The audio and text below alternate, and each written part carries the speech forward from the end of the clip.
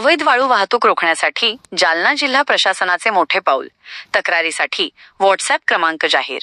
केदारखेडा, प्रतिनिधी BK धसाळ. जालना जिल्ह्यात होणारे वाळूचे अवैध उत्खनन आणि वाहतुकीमुळे पर्यावरणाचे मोठ्या प्रमाणावर नुकसान होत असून महसूल बुडण्यासोबतच कायदा व सुव्यवस्थेचे प्रश्न निर्माण होत आहेत. या प्रकारांना पायबंद घालण्यासाठी जिल्हाधिकारी असीमा मित्तल यांनी आता थेट जनतेलाच या मोहिमेत सामील करून घेण्याचा निर्णय घेतला आहे. याचाच एक भाग म्हणून जिल्हा स्तरावर एक स्वतंत्र व्हॉट्सअॅप तक्रार क्रमांक कार्यान्वित करण्यात आला आहे. नागरिकांसाठी हेल्पलाईन क्रमांक 8668622899. जिल्ह्यात कुठेही अवैध वाळू उपसा, साठवणूक किंवा वाहतूक होत असल्याचे निदर्शनास आल्यास नागरिक आता 8668622899 या क्रमांकावर तक्रार नोंदवू शकणार आहेत. तक्रार करताना खालील बाबी पाठवाव्यात.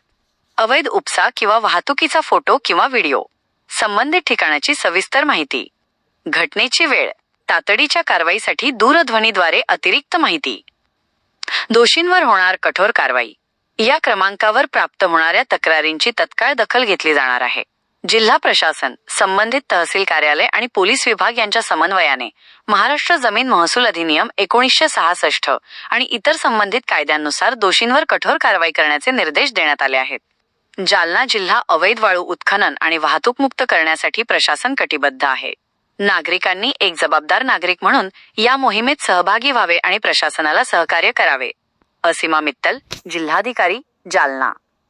या सुविधेमुळे आता वाळू माफियांवर वचक बसणार असून थेट जिल्हा प्रशासनाचे लक्ष या तक्रारींकडे असल्याने पारदर्शकता वाढण्यास मदत होणार आहे.